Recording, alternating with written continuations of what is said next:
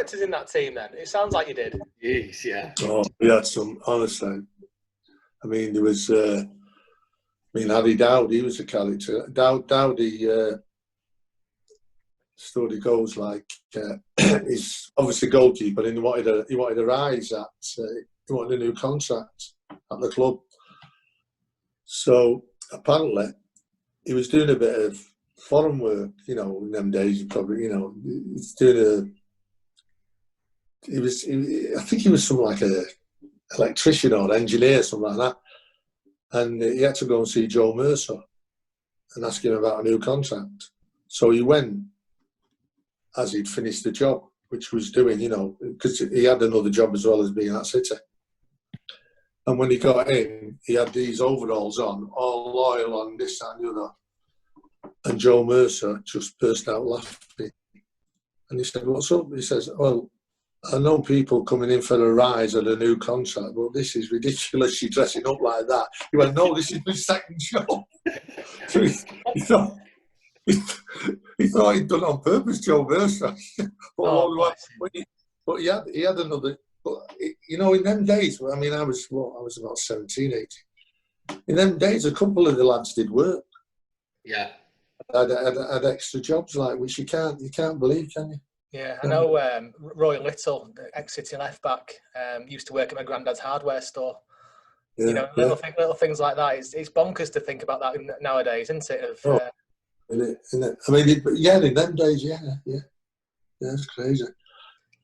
So but then George was the one and all. I mean, I'm all right saying this on online. I mean, it's just nothing.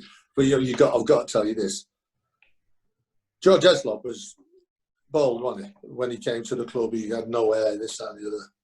And so nothing was said about it. And then one particular day, we'd been training, like, and then the next day, I see you at Cheadle, we train at Cheadle tomorrow. We go in there, and George Eslop comes in with a full head of hair. We couldn't believe, everyone was gobsmacked. And no one would say out to George, because he was a big lad, you know, because he'd belt you if he didn't like what you said. And we just couldn't, we'd like, what the hell's that? And he'd had it done at, obviously, some barbers, or in them days, or there were barbers. But the best thing about it, he didn't take it off when he was training. And when he came in and had a shower, you've got to laugh at this, lads.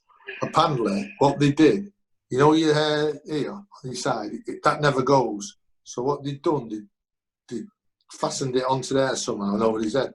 So when he went to wash his hair, he didn't wash his hair. He picked the thing up as a thing and rubbed his head with some salt. So then put it down, and everyone couldn't stop laughing. But he wore it. We thought it was, you know, to see someone, you know, ball like, and then all of a sudden full of hair, and then he picked it up. He just picked it, didn't take it off. It went back down. Oh God! So, that's fantastic. Yeah, that was George Eslop, though. Yeah, good lad, George. Good lad. So within your 16 years at City, you had some big names as managers and like you say, more coaches, I suppose, in some aspects of things. Who was the biggest influence on you within City, or were the players a bigger influence than you? This what? Sorry. Within the management team and the coaches that you played for, who were your biggest influences and the biggest positive drivers for you in your career? Well, I mean, obviously, when I got there, it was Joe Mercer and Malcolm Allison. And like I said before, Joe was a great manager and Malcolm a great coach. And they just gelled together, you know, which was brilliant. Like, I think Malcolm in his later on in his sort of like quest to be a manager, I don't think he was never ever successful as he was, such as a coach with Joe Mercer. And them two together were absolutely brilliant. And Malcolm would always say things like, "Oh, we'll do this, we'll do that, we'll try things." I mean, and the way they put the team together, I mean, because Clint Pardo made his debut when he was 15 or something like that. and he was a centre forward. He was a centre forward. He ended up left back. I mean, I went as an inside forward to City, and it was Malcolm who, and apparently, I was playing in the A and B teams up front, and Malcolm was there one day, and apparently he said, "There's a big lad up front," and he said, "Oh, it's Tomm Booth, nice middle." He said, "Have we got him on the books?" I said, "Yeah, he's an amateur, apprentice, an amateur, just on the amateur forms." And he says, "Right, playing centre half next week." And when I went in the following week, I just said, "Right, Tommy, centre half," and I just went, "No, right, yeah," and it took off from there. I'd never played centre half, never. Whether it was, Malcolm being, what he's like, but the only thing about Malcolm though was I will say against him, was when he came back as manager. He relied on a load of young lads, like the Tommy Cape and Nicky Reid. Remember all them lads? Yeah. I mean, they were good players, but Malcolm wanted all kids in, and he was getting rid of lads and that's when we missed out in Europe, didn't we? Yeah. I mean, we were in Europe and we got beat by Germans. Was it a German side or something? But I mean, I was captain at that time. He made me captain, but I did think we had too many kids in the side. And we had some lads still there at the club who had played for for a good few years and knew what it was all about. But no, you couldn't tell Malcolm. Where if him and Joe Mercer, they were different. Malcolm wanted to do everything, and Joe said, "Yeah, we'll do that on the practice ground, but this is what we're doing here today on on game time." But yeah. I mean, together they were great, but Malcolm on his own, because I think you had you go QPR, didn't make it there, did it? No, he didn't. But I must admit, though, he brought us our famous one, didn't he, Rodney Marsh?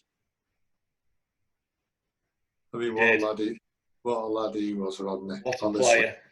But we hear this all the time, Tommy, that we signed Rodney Marsh at the wrong time, and if we just kept the regular squad, we would have gone and won the league that season. Do you agree with that? Yeah. He dropped. Do you remember who he dropped? And he was our out ball all the time. Wyn Davies. Wyn Davies. I tell you what, lads. From the back, you could hit any ball in the air to Wyn Davies, and he'd get on the end of it. He'd win it in the air. He was fabulous in the air, and great escape route, and then get us up the park. Where what he did then, he dropped Wyn Davies and put Rodney up front. Now Rodney, I mean, great player as he was, he wasn't the quickest one, and he wasn't a centre forward, and as you say, that lost us a title. Yeah, that lost us a title. By a point. Yeah, I know. Yeah, that's right. Yeah. I know. What was Roddy like as a bloke, as a teammate? Fantastic. Fitting well. Great. Yeah, always messing around. Always. You said that with a smile, then, Tommy.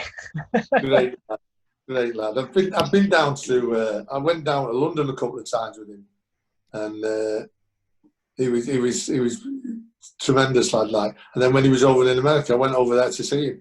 He's still there, isn't he? Still in America, isn't he? Yeah. He took me that. This was years ago when I went over and great lad. Sometimes, I mean, I've not seen him for a good few years now. But when he comes over, he always sees where the lads are, and tries to get hold of you. And then we go out for have a drink with him in Manchester. We did that a few years old since we've done that now.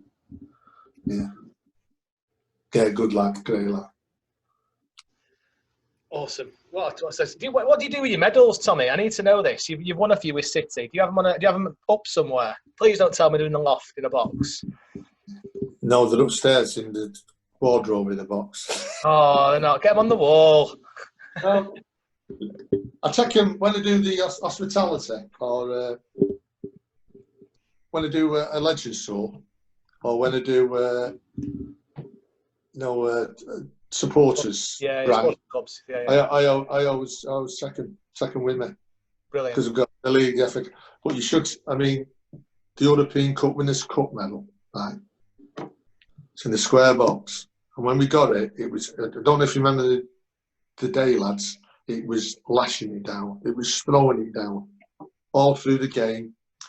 We beat Garnick, and we get the medals on the side of the pitch, and we didn't even look. We just got them because it was throwing it down. So we get in and then get in and get showered. So we're getting in like Doyle gets in. Oh, it was his medal. He goes, "We've got the wrong medal." And I've still got the box. It's a square box. You open it, and there's a round indentation for the round medal. The medal's square. So Doyle obviously thought. So we all looked and we all went, "What the hell's that?" Anyway, it wasn't, because it's gold and that. It's the right one. But wouldn't you think they'd have got a different box? I mean, it's a European Cup Winners' Cup final, and that around and when I take it to City and show him City support, I always tell him that story. I said, "Yeah, this is the exact box we got." So the medal, the winners' medal was square, and we got a box for the round indentation. Unbelievable. Oh, I can't believe that. Well, I've still got that. I've got the tankards as well, because you got tankards, didn't you, years ago? Did the you? league. Yeah. Right, I've got three tankards, 2 winners and one losers. Yeah. Is that right? The League Cup years ago was always tankards. Yeah. Didn't know that. When did that stop then? When did that stop as a thing? 76. The last one was 76. Now I'm just trying to think. They were in the 76. 76 was a tankard, so I don't know when they changed. But so obviously the years before, the last time I won it was a 76, and it was a tankard, and 2 before that were tankards as well. Right. Okay. Yeah. Dave, didn't you know about that tankards? No, I really didn't. No, I had no idea. No, yeah, the tankards. Yeah, still the tankards. You know. Yeah. Bonkers. So you must have been disappointed, Tommy, because the following season with Cup Winners' Cup, we got to the semi-final, got beaten by Chelsea, who went on to win it. So, again, you know, the strength of the team, Manchester City team, we had that. I'm surprised that we didn't go on and win it again, you know, because Chelsea did. That must have been a little bit of a disappointment, really, knowing that the team that you had. Yeah. There was. I mean, what year was that? It was. So we won 69, and 70. So let's look here. 14th of April 71. Chelsea beat us 1-0. Smethurst won, and then the second leg, they beat us again 1-0 at Main Road. Right, own goal. Yeah, that's right. Yeah. I think at the game at Chelsea, we should have got something there. Definitely, I mean, it's just the luders, isn't it? I mean, we've got the European Cup Winners' Cup, but it's just one of these things now. I mean, is this going to be the season this year? What do you think?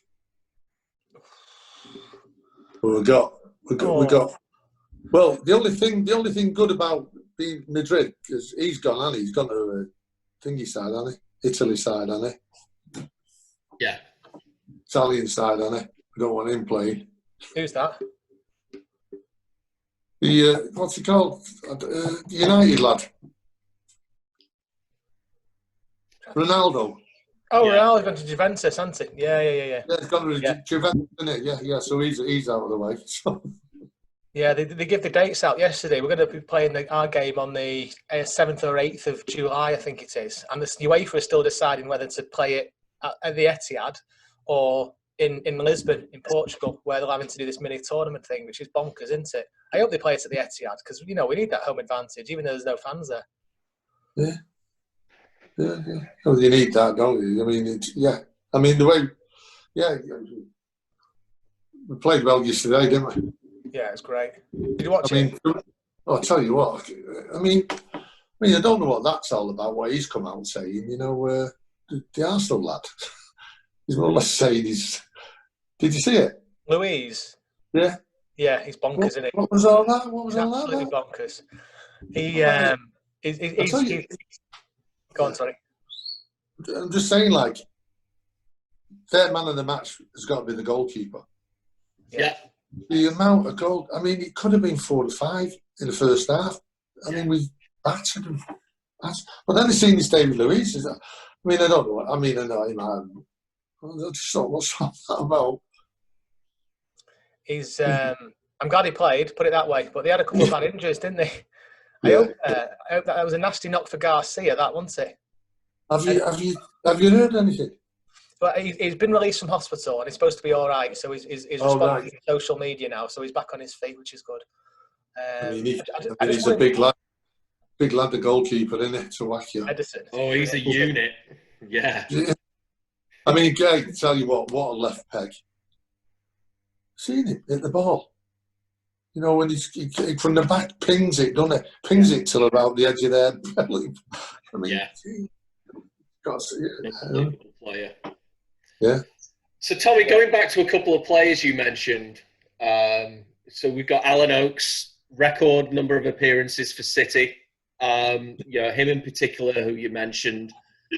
You know, we always, and yourself as well, I include in this, that, you know, we had Lee Bell and Summerlee, you know, tended to get all the accolades during this period.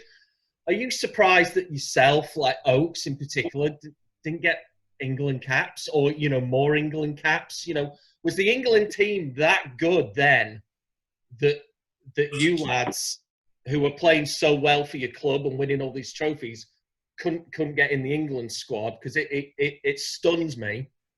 Yeah, it probably was like, but I mean, in the day, yeah, it would be great to go play for England, but not a lot of people know this. But I'm glad you hit on this because when Joe Mercer went England to England manager, he was interim manager, wasn't he, for a while? Yeah. Well, he called me up, and I went on the.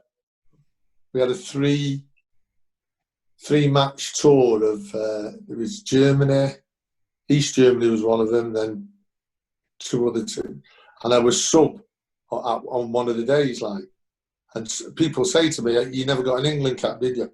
And I says, "Well, yeah, I did get an England cap, but not that you'd know because I was on the subs bench, and it was against.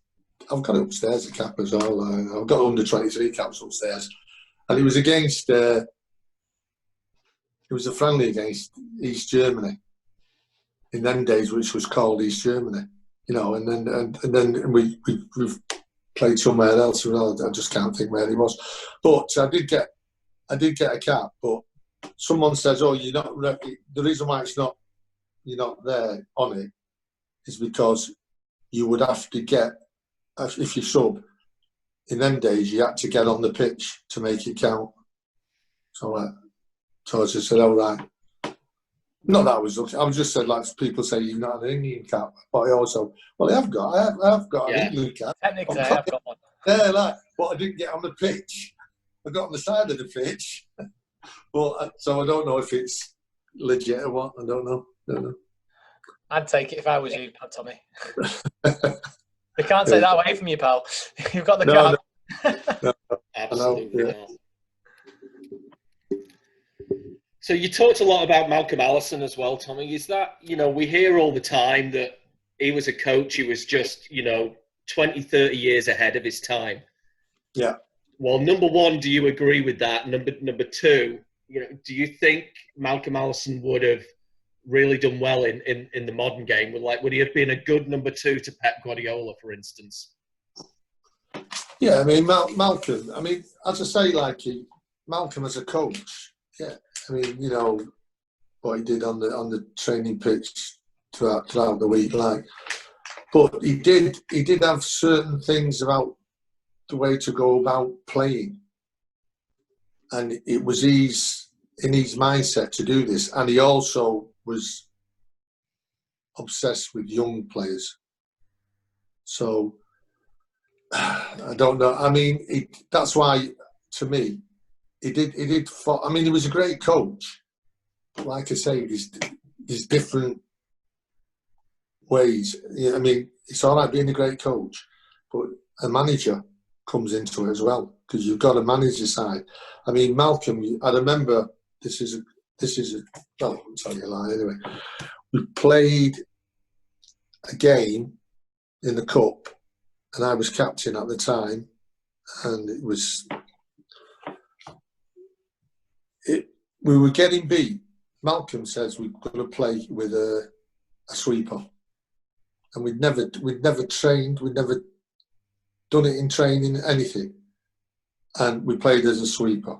We got a sweeper at the back, and I was captain at the time, and after 30 minutes, 35 minutes, we were 3-0 down.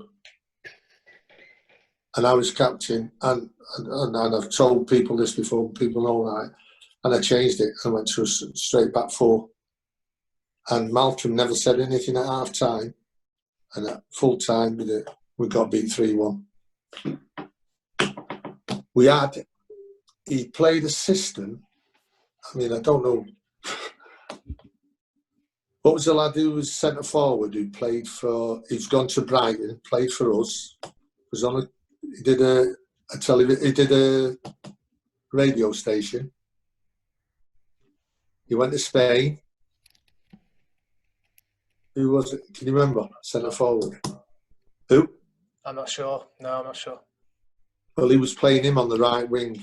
Now, if he was, I mean, he's a big, bustling centre forward, and he played him on the right wing in this game, and that's when nearly all the lads then realised, thought he's lost it, he's losing it. And Malcolm, honestly, great trainer, great, but his decision on how to play and how to put people out and play the game was totally different. That's why in them days, when he went to QPR, I mean, he didn't last long there, did he? No, he didn't. Like 9 months or something like that, I think. Yeah.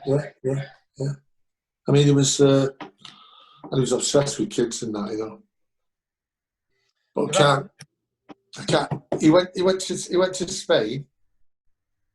Centre forward talking about. Did he come from Brighton, doing the television? Do you mean Michael Robinson? Michael Robinson, yeah. Yeah, Michael Robinson, yeah. He went to Spain, didn't he? He did, yeah. Osasuna or something like that, yeah. And then, yeah, he was Well, he played Michael Robinson. We had no one up front. He played him on the left wing. So when we got the ball, we come no out ball. There was no one to hit it to. Honestly, I changed at half time because I was captain at the time, and I just said, "No, we're not doing this." And it was and it wasn't too long afterwards like that. Malcolm finished, and then I don't know if he had a spell with a few clubs, didn't he? But great coach, but no, couldn't do it as manager. Different ball game is.